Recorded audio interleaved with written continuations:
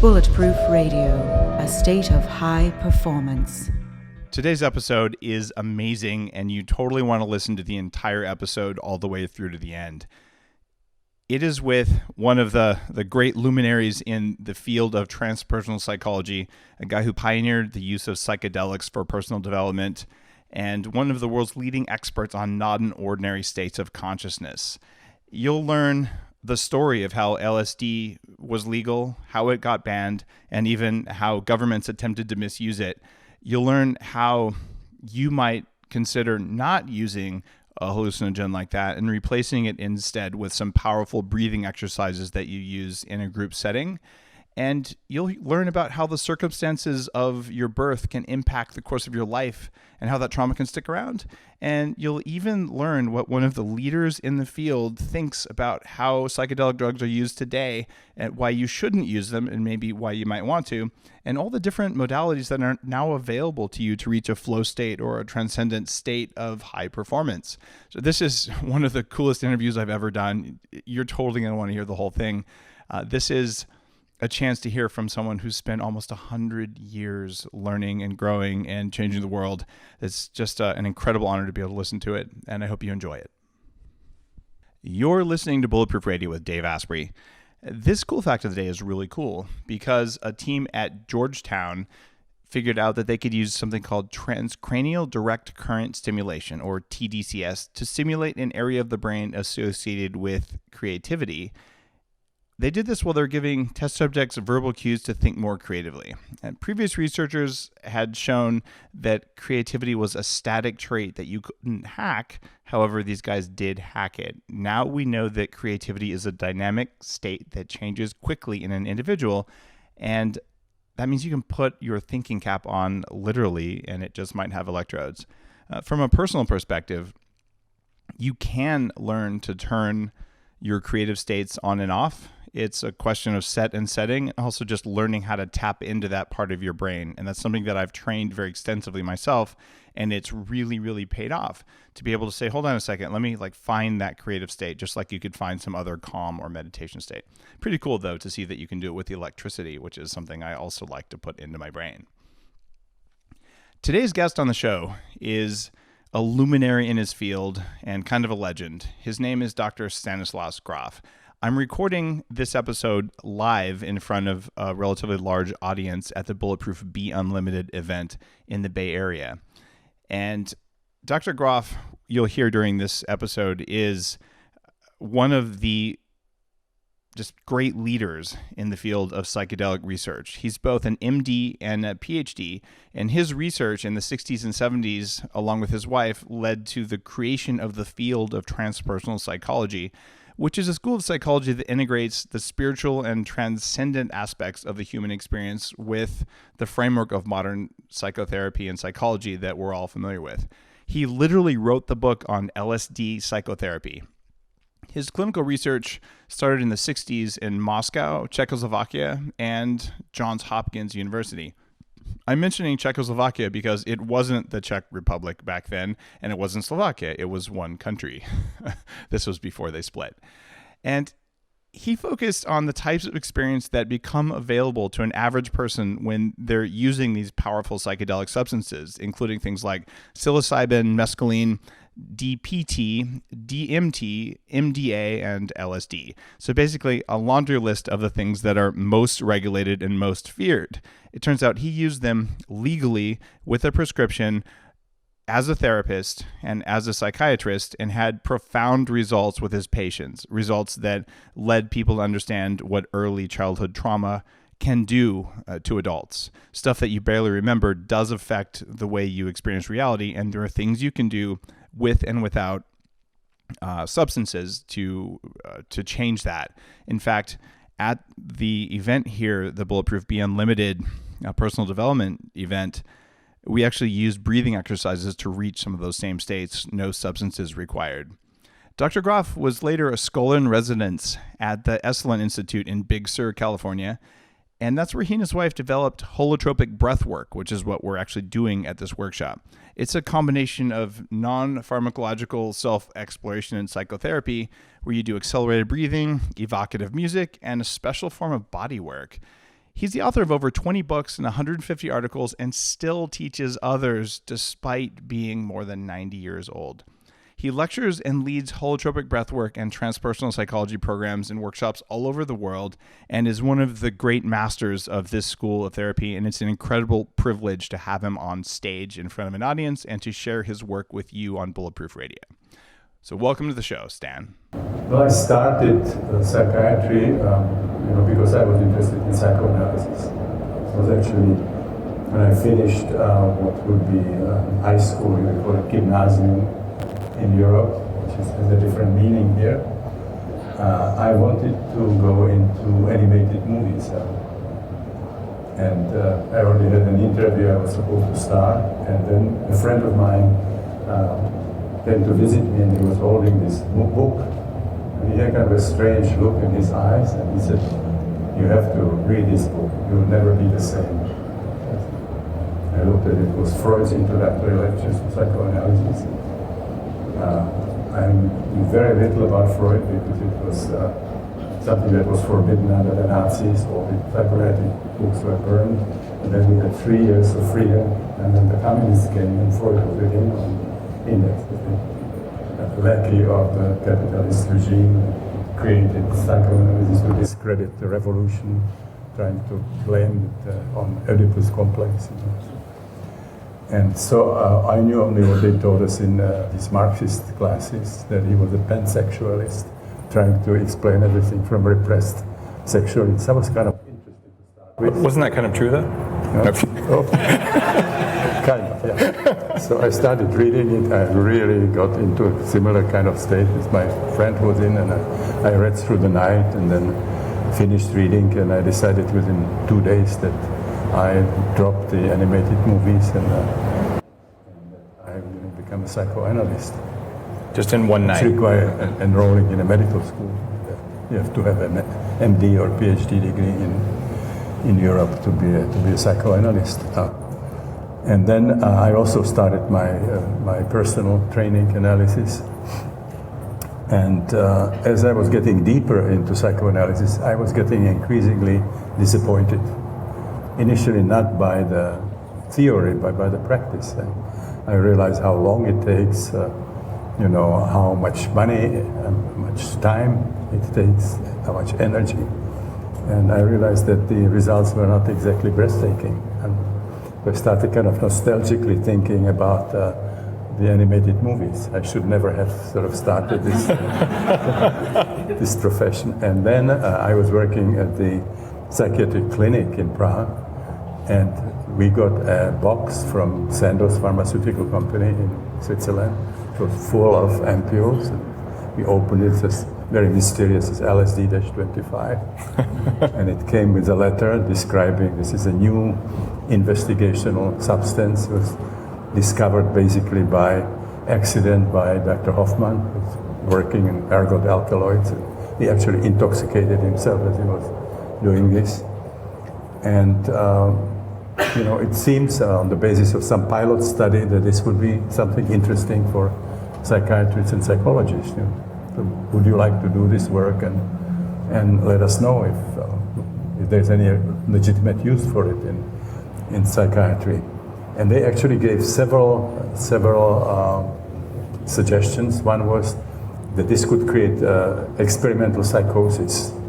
And we could sort of study people before, during, and after and get insights into what might be happening in naturally occurring psychosis.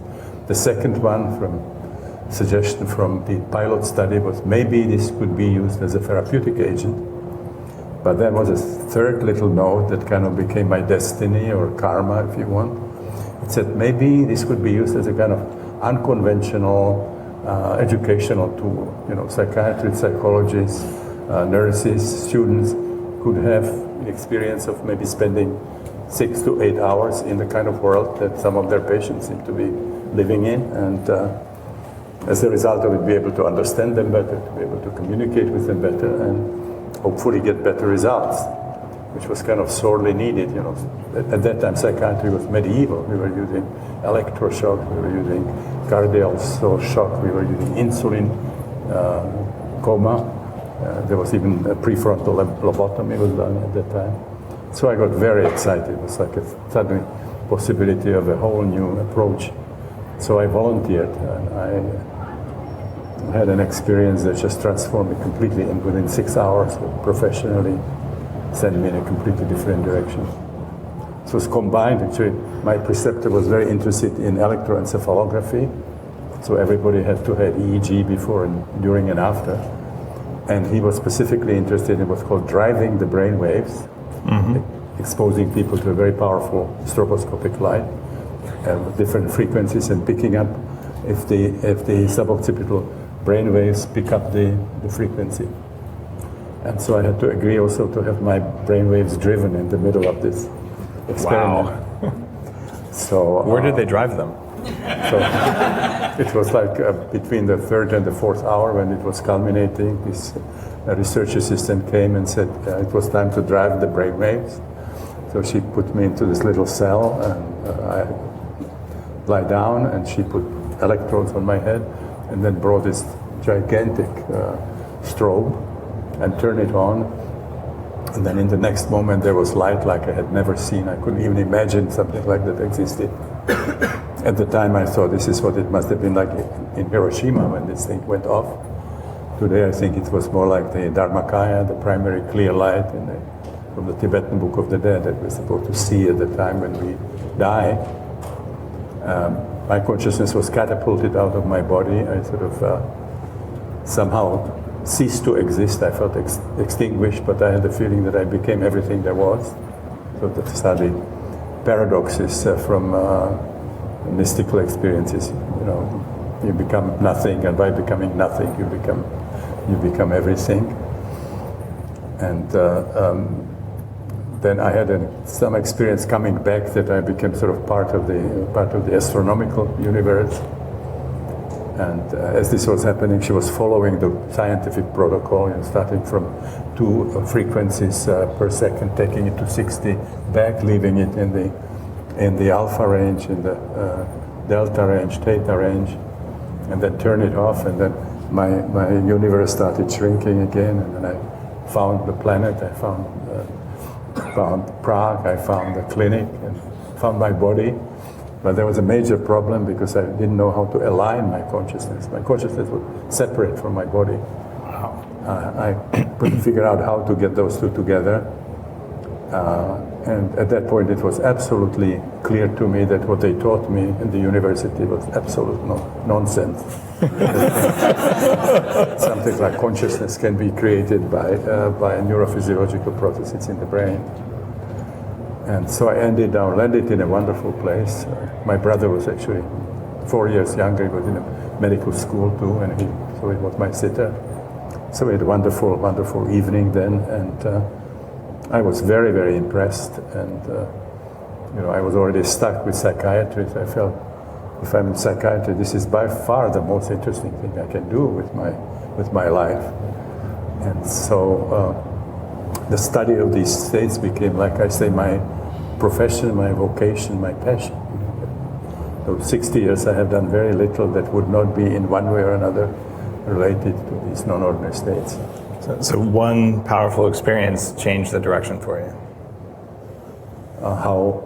I was just saying that one night, that one time you tried it, changed your entire career, just the whole path of your life. Well, I was going, to become a psychoanalyst, and then suddenly I became interested in consciousness. I actually became interested in a particular important subgroup, large subgroup of these non-ordinary states, which have healing, transformative, it's a heuristic, the HEUR, as a source of new information, and also evolutionary potential.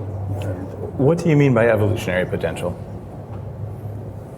I believe if we had responsible work with the substance, we would become a different species.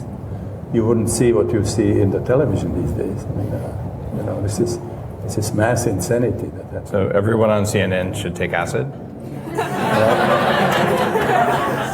CNNs are not the worst.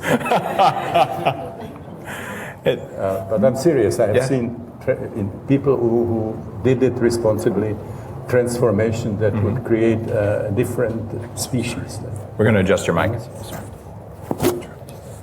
People for whom violence is not an acceptable form of solving conflict. People who are aware of the fact that we are deeply embedded in nature and that we cannot destroy nature without destroying ourselves. People who feel like global citizens rather than being first Czechs or Russians or Americans. People who are for international peace. People develop spirituality which is ecumenical, which is universal, which is all-embracive, all-inclusive. It's not organized religion which unites a certain group of people and puts it against another. You know, we are Christians, you are pagans, we are Muslims, you are Jews. You know, something that's source of bloodsheds. Or even within organized religions, hundreds of years of bloodshed between Catholics and Protestants and Sunnis and Shia. That's not the religions that help the planet where we are. But this kind of mystical spirituality that is you find in mystical branches in people who do really serious spiritual practice that could change where we are. We talk about non-ordinary states of consciousness. If they become ordinary, that would certainly drive the change of the species. But then, what happens to the ordinary states of consciousness we have today? Like if everyone was walking around, I'm exaggerating here, but walking around in these altered spiritual states, are things going to work? That's not the point. I mean, the non-ordinary state is transformative, and then you have to ground it. You have to go back. You have to, you have to get a zip code and place to stay. I mean, this was the problem with the hippies, of course, in the 60s. This was an unbalanced way of using this. But no, it's not enough to go in the Z-band and stay there. It's like, the experience can be transformative, and then I believe it doesn't have any value unless it changes the way you are in the world. So the idea is by introducing people to the fact that these states are possible, and possible through breathing, through holotropic breathwork, or through the variety of ways you might get there. There's many spiritual practices. That one experience changes the way you see the world. So when you're back to your ordinary state of reality, you act differently. Well, the transformation takes more than one session, but it's certainly it's a way. And what's very interesting is that a lot of people, and increasing numbers of people, it seems, are going into these states spontaneously. And of course, now let me say, I mentioned that I was interested in a special subcategory of these experiences that have the healing and the transformative potential. And those are experiences like that the shamans experience as part of the transformative initiatory journey. Mm-hmm. Or they use in their work with clients. This is what the native cultures experience in the Rites of Passage. This is what the initiates experience in the ancient mysteries of death and rebirth.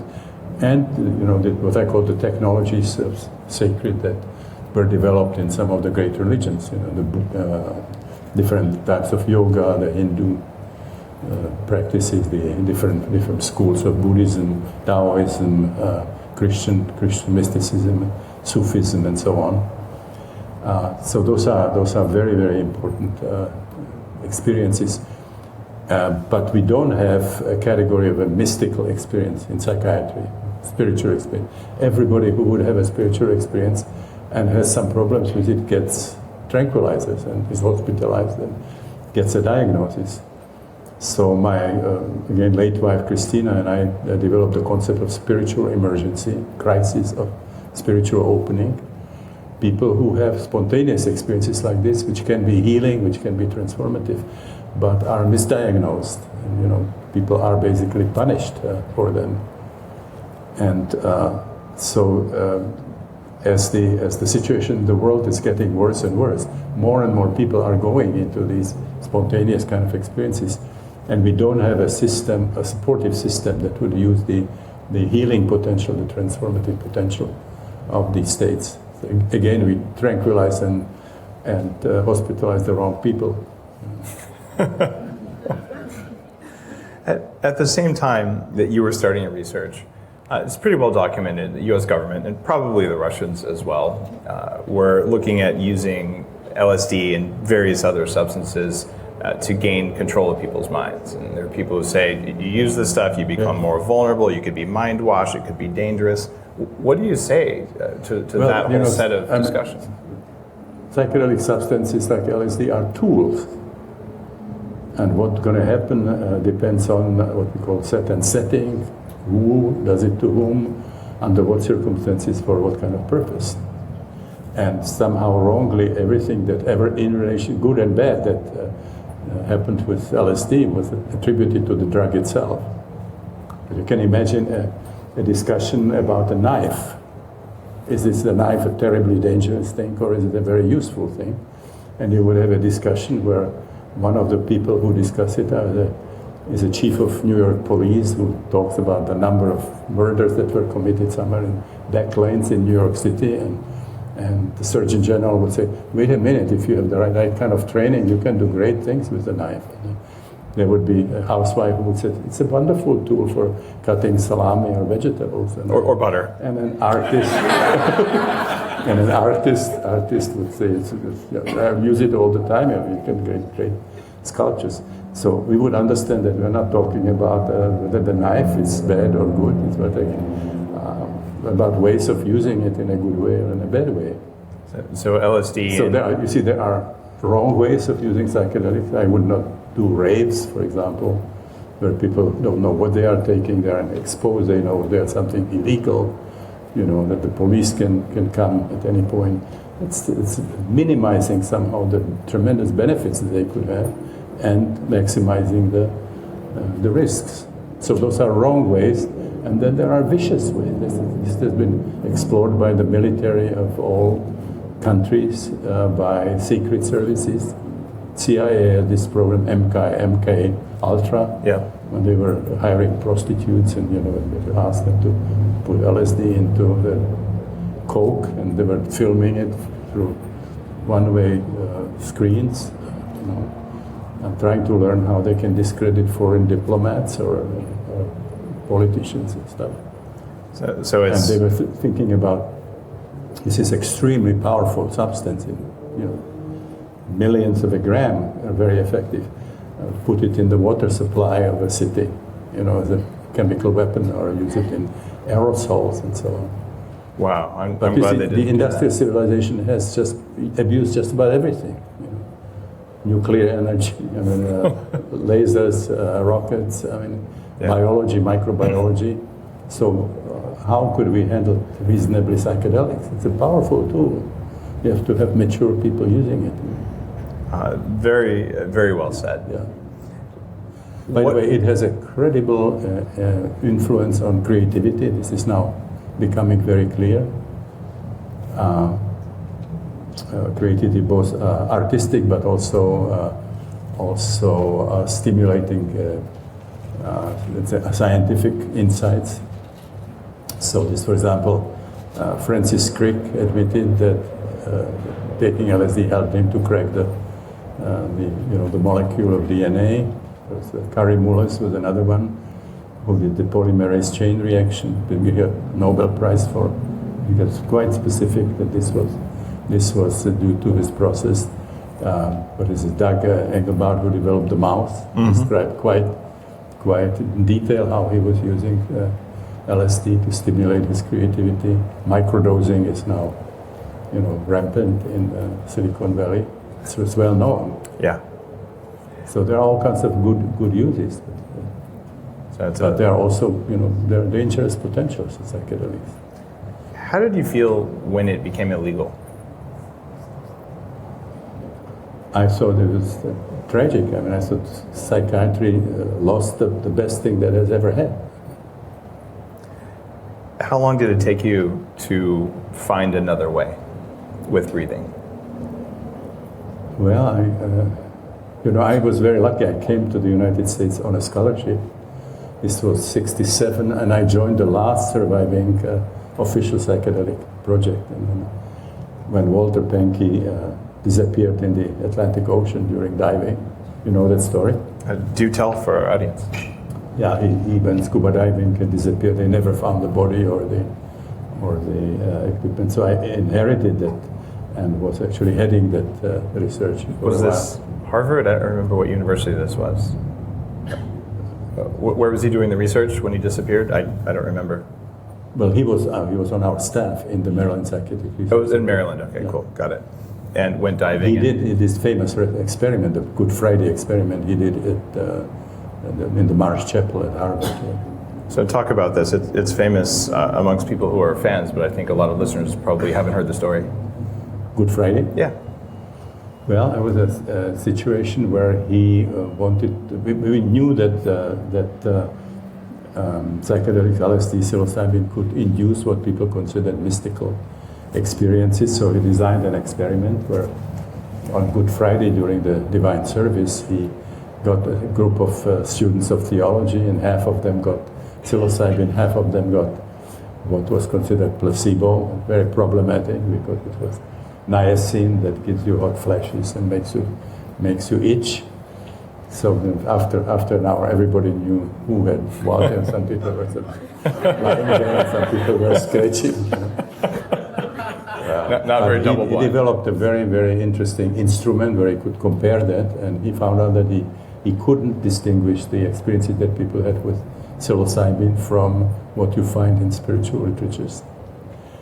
And this was actually repeated several years ago at Johns Hopkins, very, very well sort of planned study, but methodologically well, where they were proving that psilocybin can actually induce mystical experiences, which is something extremely important because we have freedom of religion in this country. So it says something about any legislation that blocks people from doing that. We also know that for centuries this has been used by native cultures. There's no question that this is a tool, ritual, spiritual tool. So is Burning Man a good thing or a bad thing? Well, that's one of the wild ways of using psychedelics, but on the positive side, there are a lot of quite experienced people who can help some of them who would be in trouble, and it's a somewhat more receptive environment that people would have somewhere in an open square in a big city. Well, that's sort of an amazing phenomenon, yeah. Sort of a yes and a no at the same time, I would say. Yeah. Yeah, it's. I don't think you get the best out of psychedelic doing it there, but it's better than Disneyland. they have certainly they are aware. People pretty experienced. They are aware what can happen, and they have systems of support for people who get into trouble. I once camped at Burning Man next to a group of government physicians, very, very high-end ones, and one of the guys who'd spent many, many years working with hallucinogens could literally look at people dancing and say, MDMA, meth, acid, mushrooms, just by how you danced. And he was there to help, right? So there definitely can be bad experiences in a place like that, but I would say it's safer than a lot of places, but clearly it's an uncomfortable place, and I know people have had negative experiences as well. Are there people, let's say there are people listening to this who are sort of thinking, all right, maybe I should try this one time. I want to try this one time. Should they? I don't want to be a Pied Piper responsible for that's why I'm asking. This is a big thing that we decide to do something like that. And we never were trying to advertise it. We were always being available for people who wanted the experience, but I would never tell people they should do it. It's not about a should or a shouldn't. I'm asking, people hear this and go, all right, I've been interested. Maybe I do want to try this. How do they go about the thought process to decide, I want to take the legal risk, I want to take the personal risk, I want to take the psychiatric risk? Like, how would you advise someone to go through the thought process of deciding whether they want to do this? Well, You have money, you probably have money. You go to Peru, you go to That's what I did the first time. Mexico, you Yeah. go to Brazil. It's legal. You can have ayahuasca with an ayahuasquero, Santo Daime people. Yeah. União de Vegetal. That's you're legal. You know what you're taking, and hopefully will have also somebody experienced guiding you.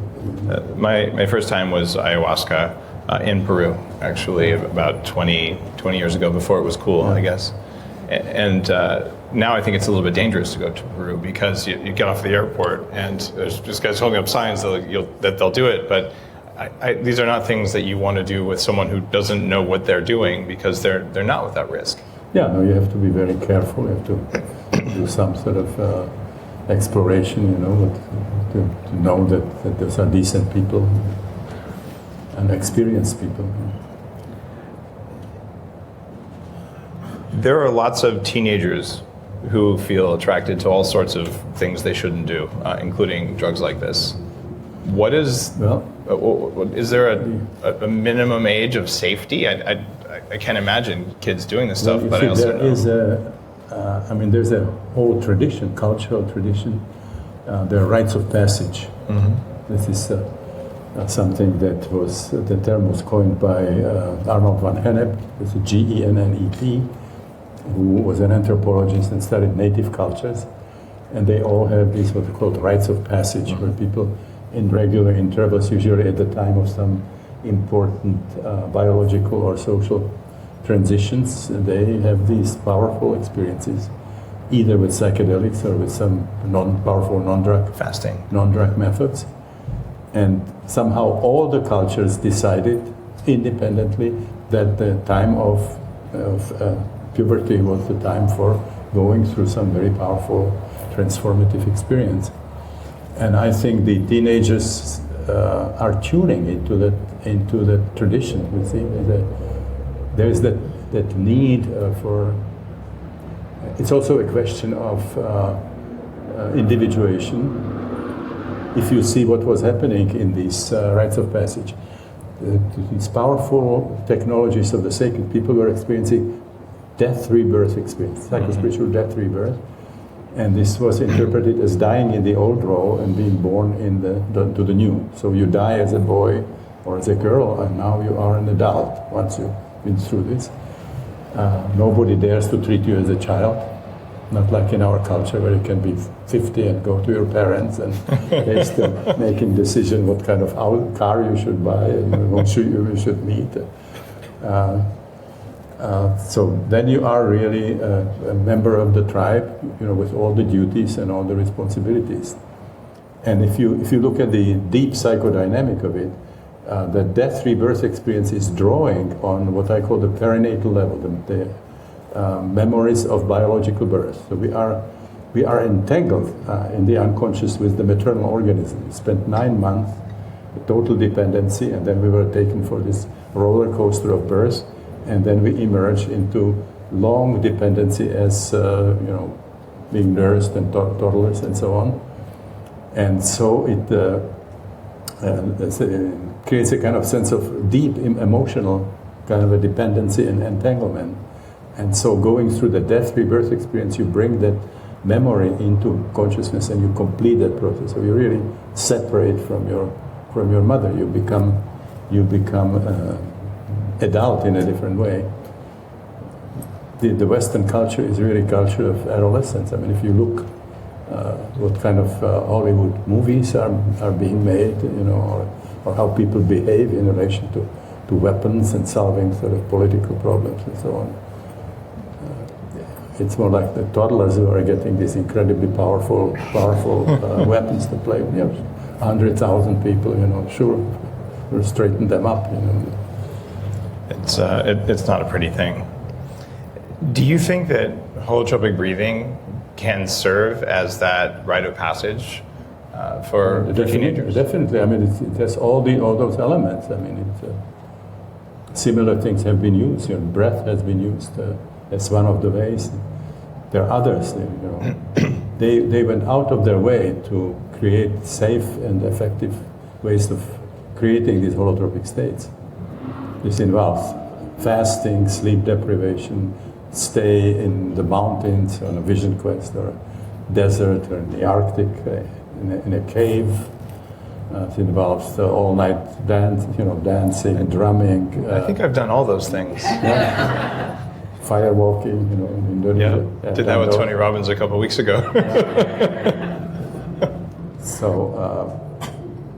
Those are important. So they really value these experiences enormously, and they should, because they really have tremendous potential in many, many different ways.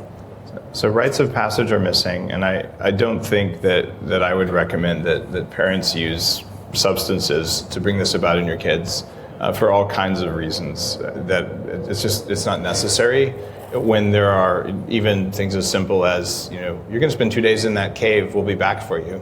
That's plenty scary for a 13-year-old, even if they don't know you have a webcam watching them. This is largely missing. But you mentioned something kind of in passing that I think is critically important. In fact, let me poll the audience. How many of you experienced something to do with your birth when you were doing holotropic breathing? Just give me a show of hands. Roughly 20% of our audience. First time I did holotropic breathing. And many of you had it the first time? Yeah, so is that normal? You see, if I was in training analysis for 7 years, when in the 4th year I was sort of touching on some material which were from the nursing period in my dream, that was considered a pretty successful psychoanalysis, whereas people in psychedelics or you get to birth sometimes in the first session. In the very first session. It's a very, very powerful way of accessing your unconscious. It's interesting because you become aware of the sensations you had at the time, and it was something that really helped me just understand. Like some of the patterns I have in my life derived from very, very early childhood experiences, which is still, I would say, largely not accepted by some schools of psychiatry. And certainly, if I talk to my parents about that, they're like, "You can't remember it, therefore it has no effect." How do you respond to the people who say that just has no bearing? That it has no? Just that those very, very early childhood birth-related things just have no bearing, like they're too early to have had an effect. How do you respond to people who say that? Say it once more, exactly. Some people say what happens when you are born has no effect on you later in life because you can't remember it. How do you respond to those people? Well, let's look at the situation, the medical profession. It has not been accepted that birth is a psychotrauma, which is bizarre, because there's general agreement actually that what happens right after birth, nursing, is extremely important. What kind of nursing you have, what kind of mothering you have. Even child psychiatrists and obstetricians accept the concept of bonding, that they look between the newborn and the mother can influence the whole relationship.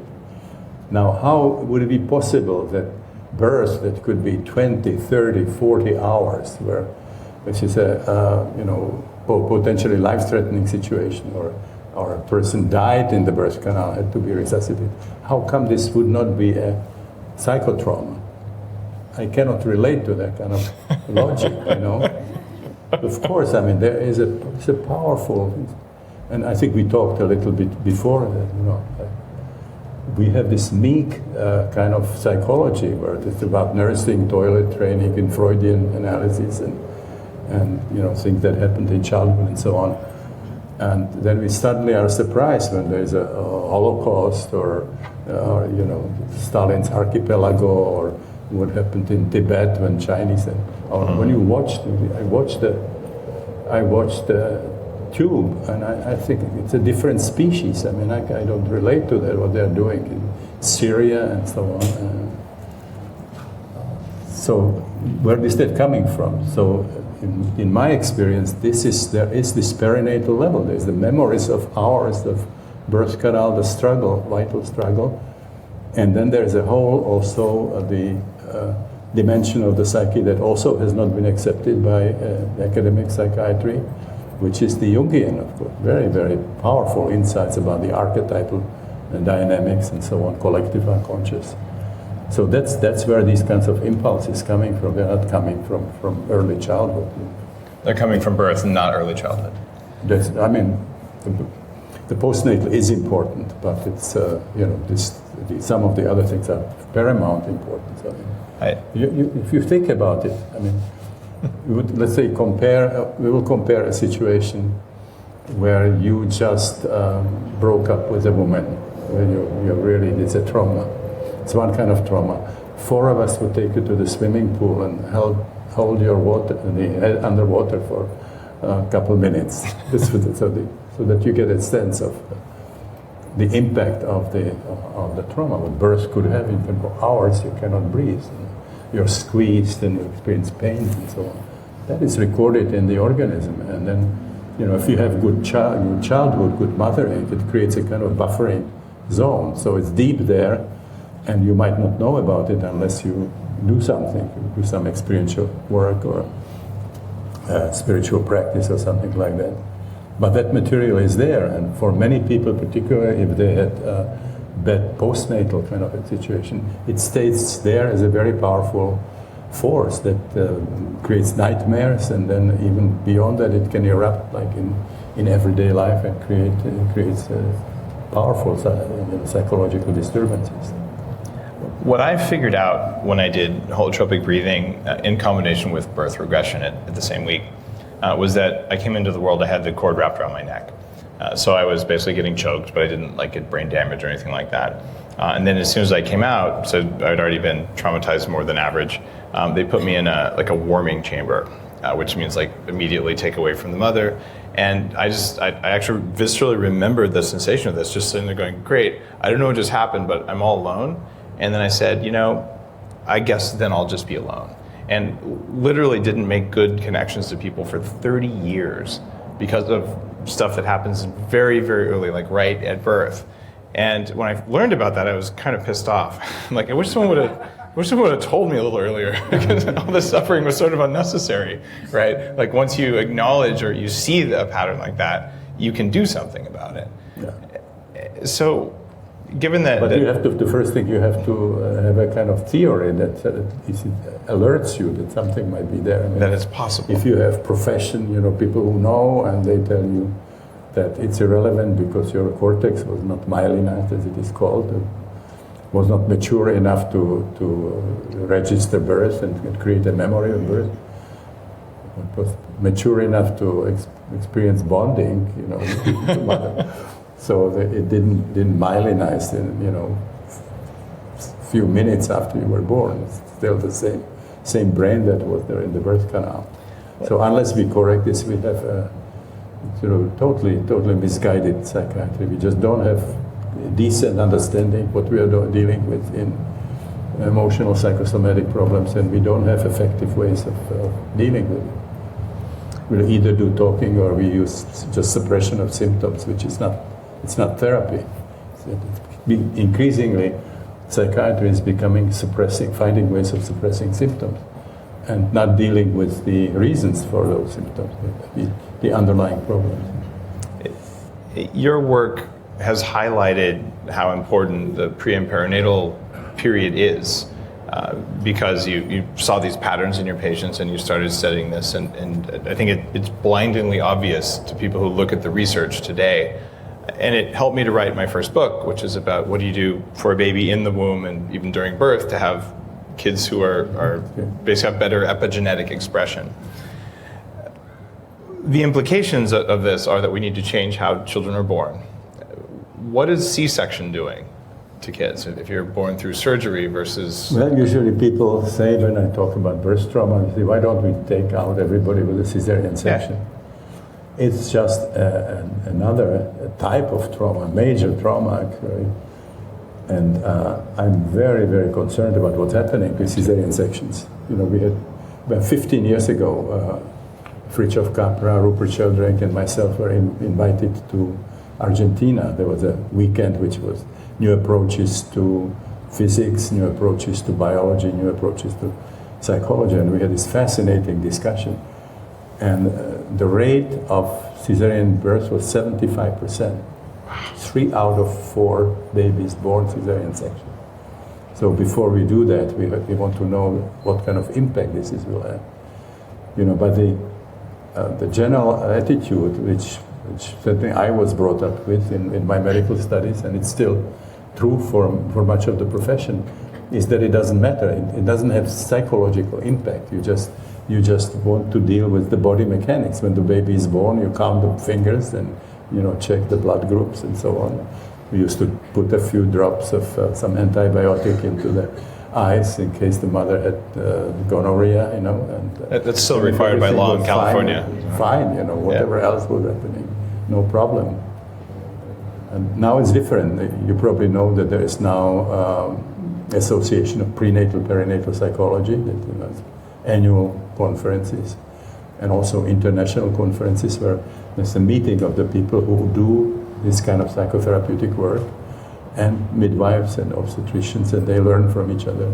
It was fascinating discipline. It was the founder of that group who did my birth regression and led my first holotropic breathing. Yeah. Barbara van Dyzen, probably someone you know. Barbara van Dyzen is a great friend. She was running the pocket ranch where we were doing a lot of training there. Yeah. There you go. Very, very experienced. I was very fortunate. Yeah, she was the one that you guys might have heard me tell the story on Gold Perforated before, where she said, "Tell me about your birth." And I said, "I don't know, hospitals, vaginas," and I said, and I had the cord wrapped around my neck, and she said, "Yeah, I thought so." And she puts up this chart saying, "Here's all your strengths and weaknesses," and my whole personality like a butterfly pinned to a board. I'm like, how could you possibly know that? And she knows that because she said, well, there's a science around what happens when you're born. It's predictable. And so I was very fortunate to have just been connected with her right when I was ready to learn some more and to hear some things. She's a wonderful, wonderful lady. Yeah, just a great human being. She runs something called the Star Foundation, which is still operating. And it scares me when you talk about the evolution of humanity and all. If you look at the C-section rate, or you look at just the typical very traumatic birth that we put people through today, and you want people to grow up to be well-grounded, well-adjusted people, if the first thing you do is you basically bring them into the world and smack them in the face a few times, say, there, how about that? Which is roughly what a hospital birth looks like, unfortunately, these days, at least in the West. It's kind of frightening. Do you think that the way people are born and have been born for the past 20 or 30 years affects global politics, affects? Well, I believe that what happened in the 50s, I think, when obstetricians started using routinely anesthesia and twilight sleep and all those things, that it is somehow related to the fact that we have this drug epidemic. Interesting. Now, if you imagine, there's something called imprinting, which is it's called ethology, which is the study of animal instincts and stuff. So the things that happen right after you're born are extremely powerful influences on your life. So, for example, there were people like Konrad Lorenz or Nicholas Tinbergen who were doing these experiments. You have little ducklings, and there's a period of about 16 hours. Whatever moves around becomes the mother. So if you remove the mother and you walk around in red rubber shoes, they will follow rubber shoes, not the mother. They actually used it in a wonderful movie which was called Winged Migration. Everybody wonders, anybody saw it? Yeah. There's incredible shots of close-ups of birds flying. How did they get this? So they imprinted these little birds on this four-seater plane. So they're always following the plane wherever the plane would go. So these are incredibly strong influences. Now, if you let's say are in the birth canal, and it's a very, very difficult situation, but there's a successful completion, it actually leaves you with a kind of cellular imprint of optimism. Mm-hmm. I can deal with life. If challenges come in the future, I have done it before, I can do it again. Now, if you couldn't complete it successfully, you needed the forceps or the plumbers, suction, the suction cup and so on. that gives you a feeling. We hear from people, they say, I get involved in projects, I can work in the early stages, but I lose somehow confidence just before the completion. I have to bring in some kind of assistance into it. Now, if you are in a difficult situation in the birth canal and suddenly the solution comes with a drug, it's a powerful imprinting telling you if you are in trouble, if you are uncomfortable in the future, go for drugs.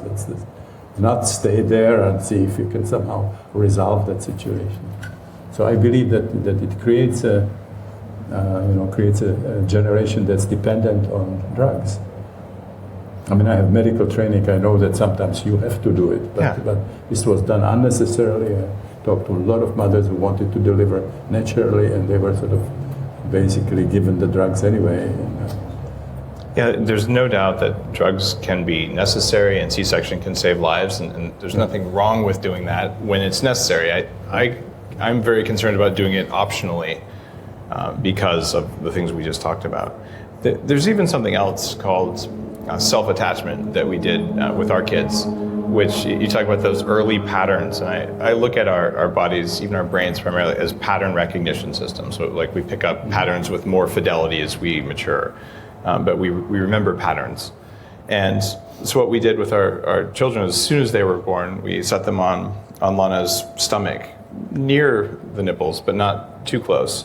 And you can actually see a baby who's minutes old. As long as the room is calm and dark and peaceful, it doesn't work if there's blinking monitors and fluorescent lights and strobe lights and needles in your heel to see if you're bleeding or whatever else. And you can actually see that the baby will taste the amniotic fluid on their hand, and the nipples will smell like amniotic fluid, and the baby will actually slowly find its way. It's like its very first motor movement is to find food, and then they actually attach themselves to the nipple, and you can just see this look of triumph from a little baby, like, yes, I got the nipple. And so I hope that did good things. I mean, I'll tell you, my kids are 40. But those experiences, they do set up patterns that really matter. And I think just by acknowledging that it can matter, we can start studying it more, and we can start acknowledging this in medicine. And now, let's say that you're like me, you had a pretty, I think technical term is a pretty fucked up birth. But there are people who have far worse births than I do, and people who have much better ones. But I'd say no one goes through the birth canal without getting smashed a little bit. So what do we do about that? Like people listening, people in the audience here, how do you go about resolving those traumas? Well, that's the first thing. If it makes sense, at least, we are thinking individuals. So does it make sense that the hours in the birth canal would not be a psychotrauma? Let's assume it is. If it is a psychotrauma, what do we do about it, given that we all have it? Recognize that we carry this, and that there are ways of we can sort of get there. We can complete it. We can experience the emotions. We can release all the pent-up energies. A lot of people carry enormous amount of blocked energy, the Reichian character armor, and all the pains, and shoulders and in the back and so on, without any kind of medical finding. No structural, these are all jammed energies that we carry.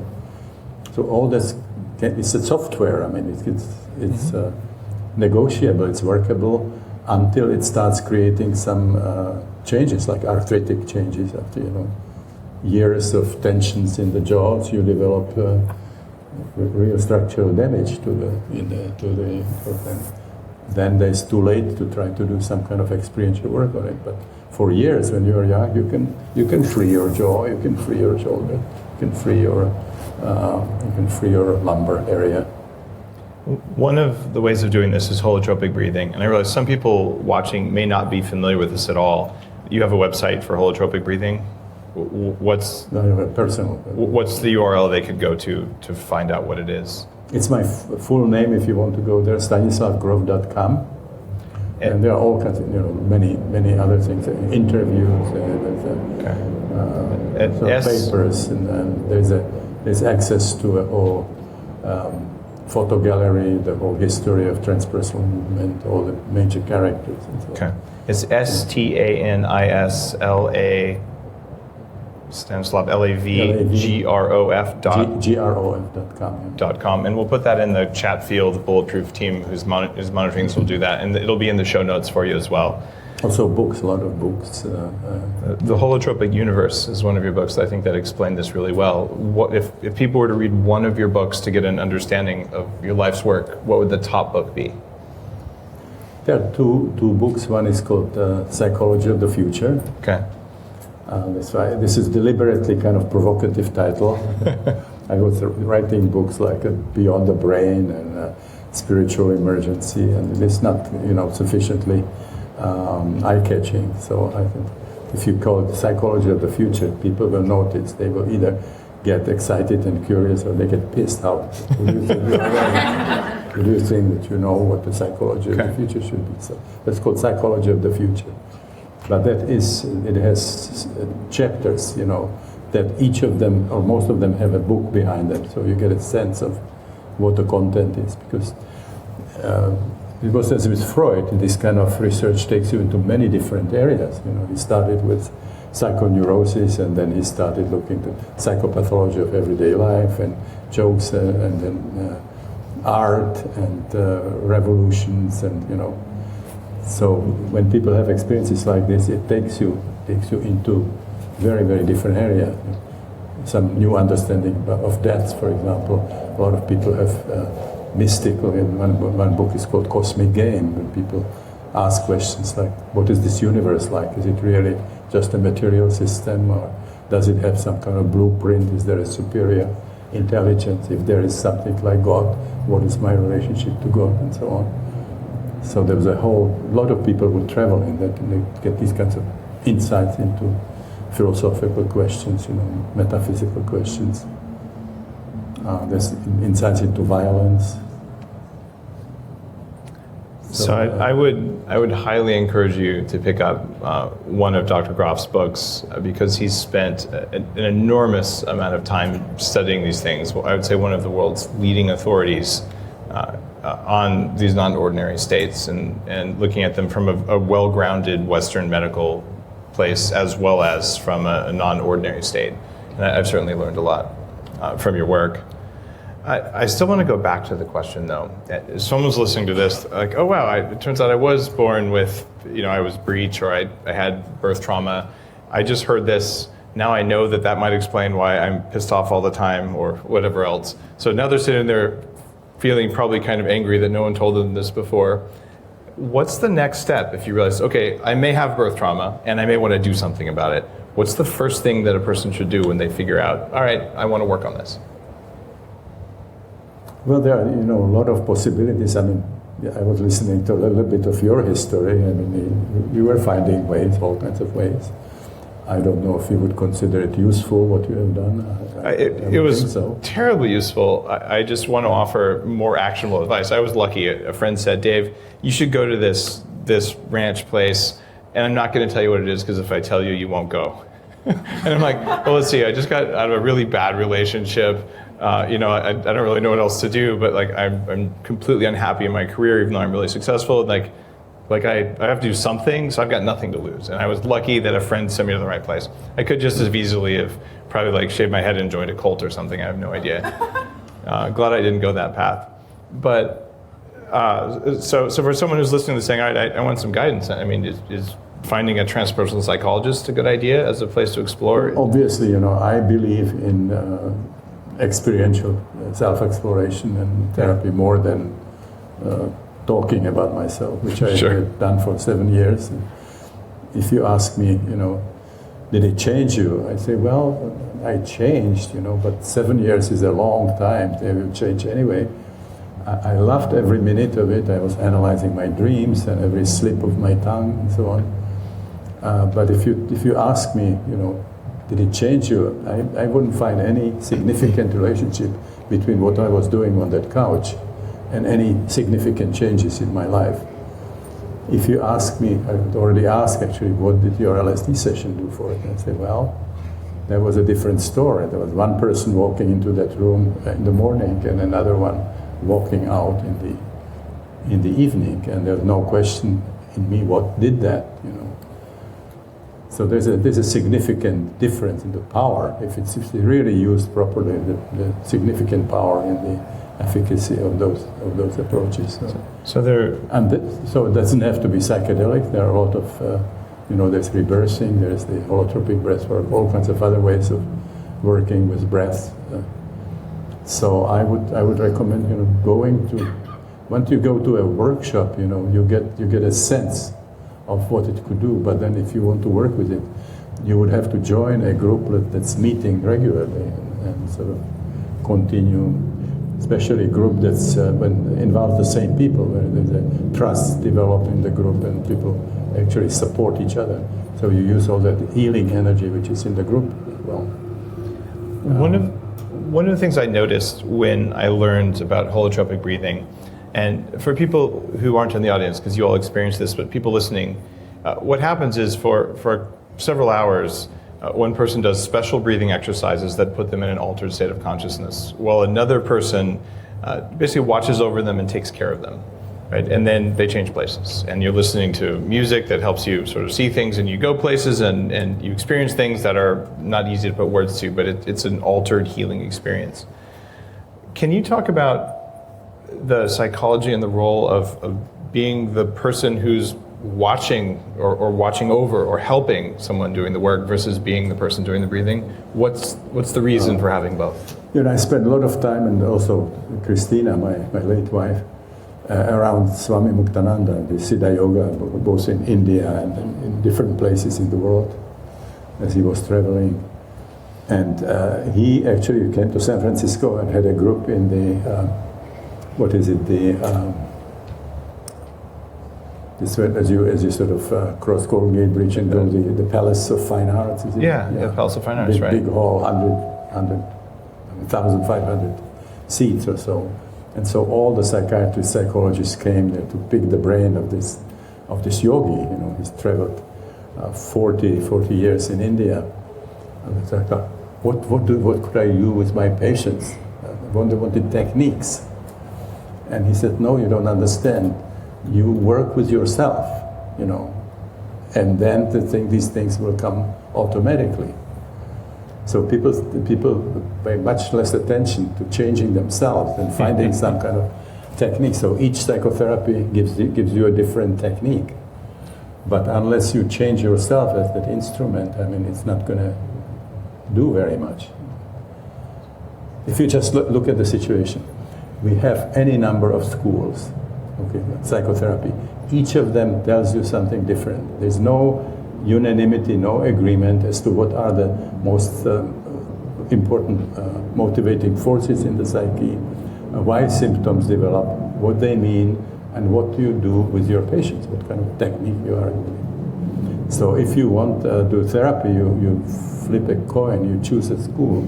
Each school gives a different story, what's wrong with you, and you'll be asked to do something different. And if I am a beginning psychiatrist, I look at the market, and then one of the schools starts talking to me. Like for me, it was Freud. Wow, that guy has got it. This is where I'm going to get my training.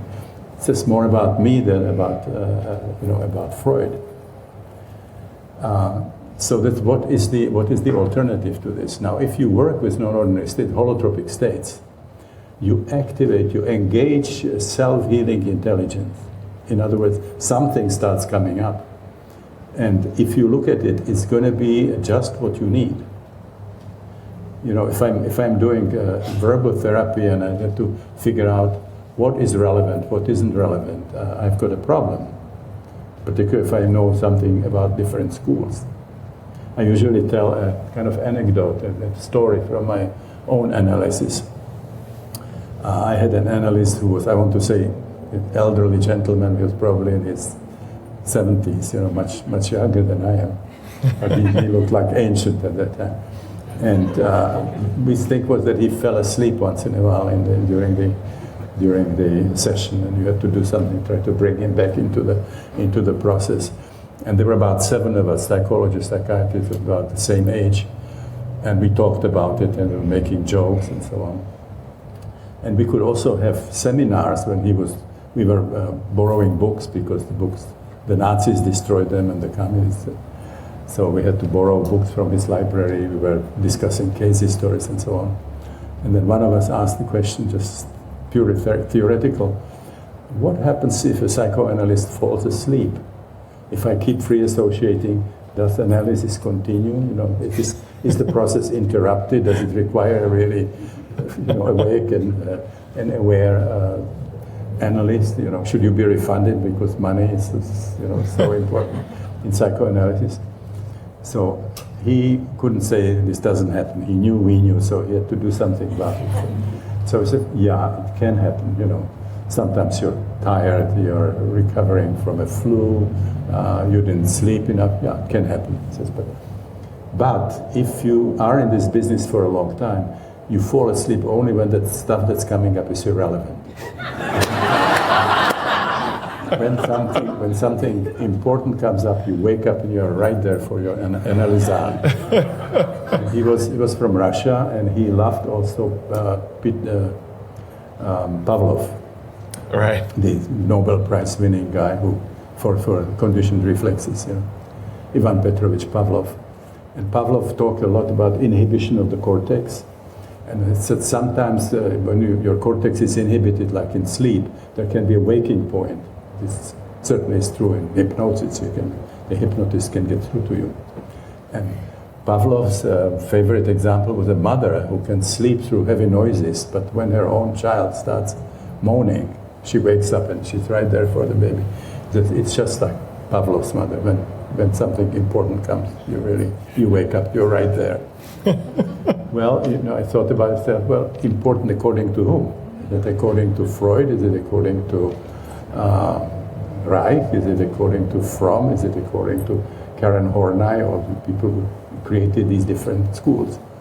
So if you would be doing verbal therapy, the attention of the therapist is shaped by their specific training. What is important, what isn't important, and there's no agreement in these schools. So what happens in this holotropic state? This holotropic state creates a situation where those contents in your unconscious that have a strong emotional charge, and they are close enough to the threshold of consciousness, they emerge for processing. So it's not up to me to decide what is important, what isn't important. I have to work with whatever comes up in this process. We have to learn to support the process that people have. We are not the fixers, no sort of coming with a brilliant interpretation, diagnosis, and stuff like that. So it's basically, it is a process of self-healing. And a lot of people, it's a feminine method. The masculine method, you try to figure out what is happening there and what do I do. And this is more like a midwifery. You are there, the process has its own intelligence, and you're just supporting it, and you help it when it gets stuck. A good obstetrician doesn't say, let me see, how do I get the baby out, and go there with the forceps and wrestle it out. So there is a self-healing intelligence. And so this is why these states that appear to be, from one perspective, pathological, are really powerful movements in the psyche to heal itself, to get rid of traumatic imprints. Because, the story of incarnation could be very heavy. People can have prenatal problems. There could be RH incompatibility, where the immunological forces of the mother are attacking you already in the womb. There could be all kinds of traumas that the mother has, or she's abused by her husband, or she's sick, or emotionally disturbed. Then you have the birth trauma, and whatever happens to people in the nuclear family. There are all kinds of dysfunctions in families and so on. So we carry a lot of trauma. And so in these kinds of states, the organism is trying to unload. It's trying to get rid of this. So when you start developing symptoms, it's really an opportunity. Something is halfway out. Fritz Perls was doing it. He ask you, what do you feel now? And you tell them what symptom you have. And that's where you start. You're trying to do something to help it out, which is the opposite of what you do in allopathic medicine. You give something to keep it down.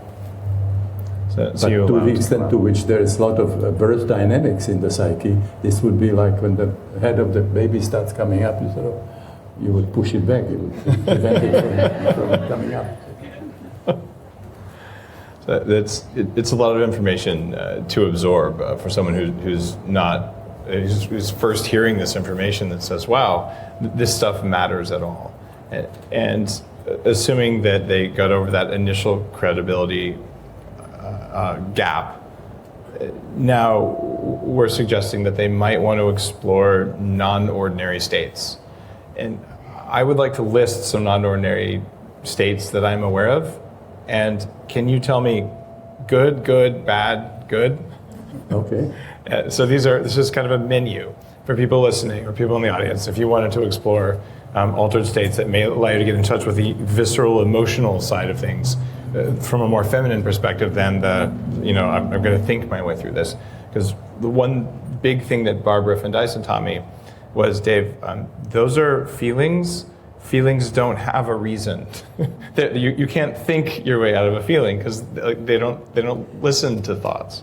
So, drumming, like drumming circles, shamanic drumming, useful? Yeah, it's an ancient. All right. I think you're going to say yes to this one, but blinking lights. Michael Harner is a very close friend. Michael Harner, very famous guy, uses close drumming. Friend is living in Mill Valley where we do. Oh, excellent. Came to many of our month-longs and other workshops and started the Foundation for Shamanic Studies and trained a lot of people how to work with shamanic techniques. Yeah. Beautiful. So you would definitely do that. You already talked about fasting, and at least maybe in the context of caves, or is fasting by itself for 10-day fasts? Is that useful, maybe? Definitely, in spiritual practice, they tell you if you want to have spiritual experience, you have light diet or fast. Again, a lot of people overdo it. They think they want to make it in this lifetime. And, people do crazy things with sleep and with, you can overdo everything, but certainly light diet and, fasting is important. Yeah. Okay. We talked about sleep deprivation, so staying up for a couple days in the context of becoming more self-aware, not of partying, might be helpful. Well, I like sleep too much. Okay. I had great difficulties when we were in Ganesh Puri in the Muktananda ashram. The best time to meditate, to feel good, it's like 3 o'clock in the morning. I always felt I feel fine the way I am. Why would I go to cold morning, to meditate, to feel good? So I haven't done much of it myself. Okay. Sleep deprivation. How about Vipassana, like extended periods of silence? Great. Again, another great friend, Jack Cornfield. We have done over 30 7-day retreats when we combined Vipassana with Holotropic Breathwork. Wow, that's going to be my It was like a retreat with silence and meals and stuff, and those were very, very powerful, transformative experiences. Jack is phenomenal. His sense of humor, he's a great teacher. We had amazing synchronicity. Mm-hmm. But 2 years ago, I went to China for the first time to bring transpersonal psychology and do the breath work. And what happened, I was somebody who programmed my trip took me to the Beijing University on one particular evening, and then I found out that somebody who was organizing Jack Cornfield's trip tried to put him on the same podium, the same evening. He was attending some Buddhist conference in Singapore. They said, Jack, we have a possibility for you to make a side trip. And so then finally we had to share it was like discussion, Cornfield Grof discussion. Wow. We have never met, casually in any other city unless we planned it together. And to, of all places, to meet in Beijing on the same evening. It was incredible synchronicity. Entirely random, right? This was a magical time in China. There was another synchronicity, which was when Christina and I started the International Transpersonal Association. We were looking for some kind of logo. We said, what is a sacred geometry? And we came up with the Nautilus shell. And so on all the conferences, number of conferences, on all the programs and all the correspondence, always the Nautilus shell. And we were doing breathwork in Jinan, which is the birthplace of Confucius.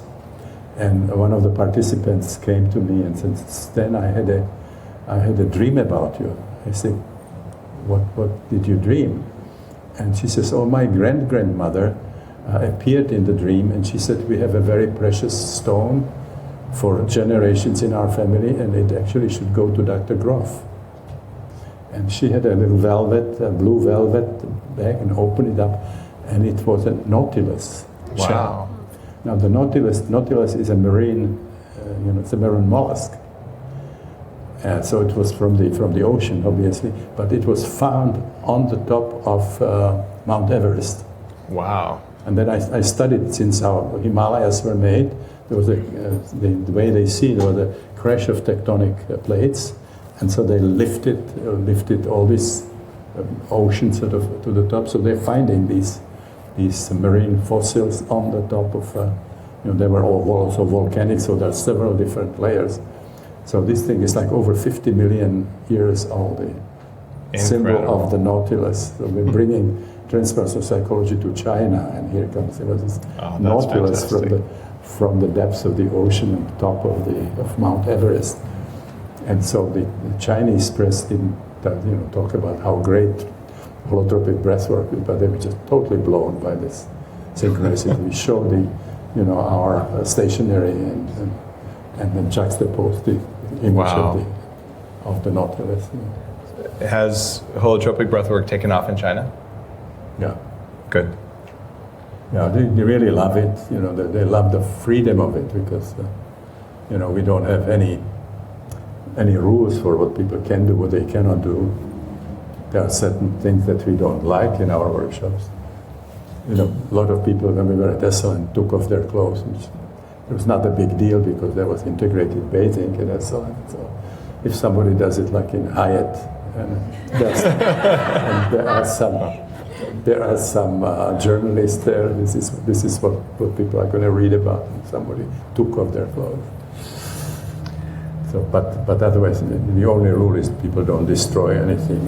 Nobody gets hurt. There's no other rules. We just, no behavior, no manifestations are crazy enough that we would think that it's inappropriate. We have seen powerful healing in most strange ways. People talking in tongues and chanting mantras and getting into lotus positions or asanas. I can tell you the first time I did this, one of the women in the room, I heard about this afterwards because I was in an altered state myself, but apparently she ripped off all of her clothes and danced naked the entire time and had a profound healing experience. I'm like, hey, no judgment here. But I'm like, well, that was what she needed to do. But stuff like that happens. It's very liberating if you're part of a species that hasn't come to terms with its physiology. And, and so Janet Jackson sort of exposed their breast, Yeah, it was for a week on the television. It was a holotropic-induced wardrobe malfunction.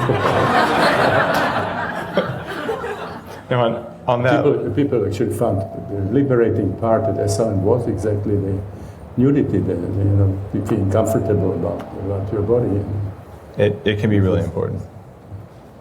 Now, we're coming up on the end of this episode of Bulletproof Radio, and there's a question I've asked all guests on the show, and I'm really intrigued to hear what your thoughts are. If someone came to you tomorrow and said, Dr. Grof, based on everything that you know, everything you've experienced, I'd like you to give me 3 pieces of advice that'll help me be a higher performing human. Now, I'm be better at everything I do as a human being. The 3 most important things I need to know. What would they be? Well, I would go with Jung in the first place. Jung said that you would not have a fulfilling life if your orientation is only outside. So spend some time in some kind of focused self-exploration. He talked about the fact that we have something that he called self, sort of a higher entity, other instance. It's written with capital S. And then in these, what I would say, holotropic states, you can connect with it and get the guidance from the collective unconscious. He talks about the integration. What is it? And he did the active meditation.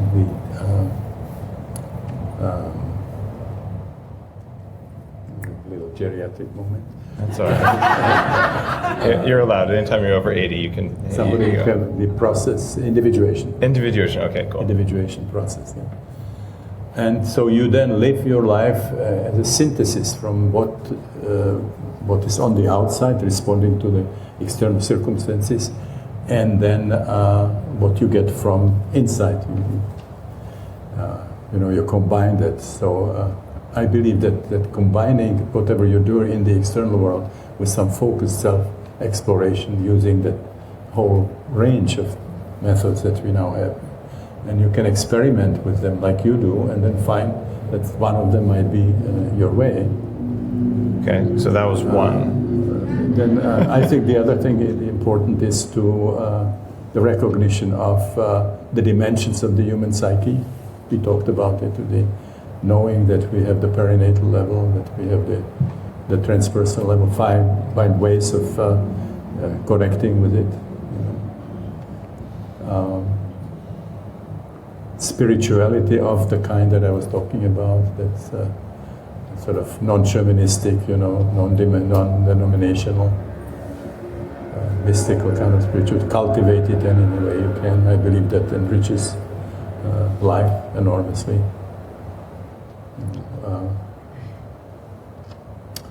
Joseph Campbell had another great one, which was following your bliss. Yeah. Choose something that sort of really works for you, and even if momentarily are not getting any kind of monetary or other kind of response, just stay there, pursue, nourish yourself. I have been extremely lucky. I have, since my graduation, I've been doing what I was fascinated by, interested in. And I was always surprised that they gave me money for it, because I was doing what I wanted to do anyway. It's fascinating that you got put in this direction when you received that box from Sandoz Pharmaceuticals, and had that experience and sort of said, "Wow, this is happening." When my brain wasn't working, and I was having some career problems actually as a result of it, I ordered the first batch of smart drugs I ever received, and these were very hard to find in the 1990s. I had to order them from Europe, and they came in a brown unmarked box and cost a lot of money. And so I opened up these nootropics, and the very first box that came out of there was Sandoz Pharmaceuticals. They're the manufacturers of paracetam, the medical grade stuff, which is a smart drug I've taken for 20 years. But that was one of the things that turned my brain back on enough that I could then learn all the things I know about human biology and psychology and everything else. But when you talked about opening the Sandoz box, that just came right to mind, because if I hadn't have had that experience, I certainly wouldn't be doing what I'm doing today. It's pretty profound how sometimes just a little thing like that can make a difference.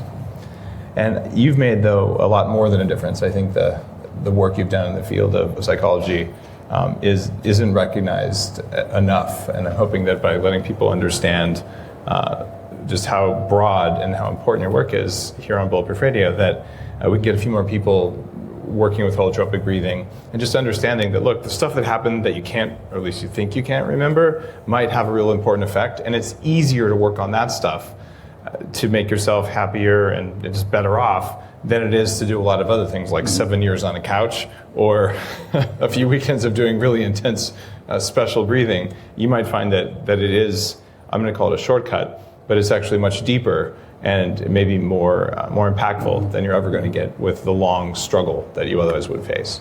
Rather than giving one kind of advice, I would mention something else. We did about 30 month-longs at SLM. And then, of course, the 30 7-day retreats with Jay. But people who spend a month at SLM, we did everybody did 8 holotropic breathwork sessions. And we were bringing people like Fritjof Capra, Rupert Sheldrake, Karl Pribram, all the people, the rising stars in the 60s and so on, and yogis and shamans and so on. And then, there was the integrated bathing, and there was also a lot of body work that people could get all kinds of, Traeger and Rolfing and so on. But we get a lot of letters from people who say that turned their life around, that they can sort of go back to that point, and they started going in a different direction, which turned out to be very fulfilling. But it's not a one-time thing, but it was like they experienced things, and they now sort of were interested in different kind of books, and they were interested in going to different kind of lectures and different kind of workshops, and then it started from there. It started snowballing, you see, and suddenly life became something completely different, became very fulfilling and interesting, something that wasn't there before. But there's certain problems. This has to be done in tandem if you have a partner, because this can also break relationships. If somebody starts becoming interested really intensely in the spiritual pursuit, and the other person does not, and maybe makes fun of it and criticizes it, this can really be enough. It's such an important fulfillment in life that people who discover it, they want to have it and want to have a partner that would support that. I'm happy you said that. And I've seen this over and over, not nearly as much as probably you have, but if one part of a couple, if one of the people goes on the spiritual path and the other person is unwilling to at least embrace and accept that, you can almost predict what's going to happen. They're going to split up. And if on the other hand, if both of them do it, that can just bring the relationship to a whole other level. Yeah, it's something you kind of have to do together. But if your partner won't quote let you do it, you need to evaluate why that is anyway. So, on that note, it's a great honor to have you on Bulletproof Radio. Thank you for coming and presenting at the Be Unlimited Bulletproof event.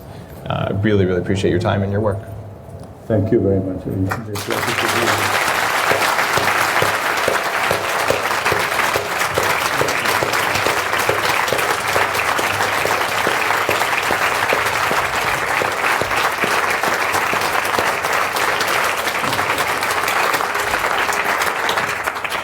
We're going to take a break for 20 minutes, Mark? Do I have this right? A break and then an audience Q&A, is that the plan? And we're done with our live broadcast? If you liked this on Facebook, would you share this with someone who would care? Hit like, and that's what this is all about. So if you can take the time to do that, I'll go through it and our staff will go through, we'll answer some of your questions from the comments. But just likes and shares actually matter, especially for this depth of knowledge. So it's a rare thing, and I'm happy you were here and you had some time to watch it.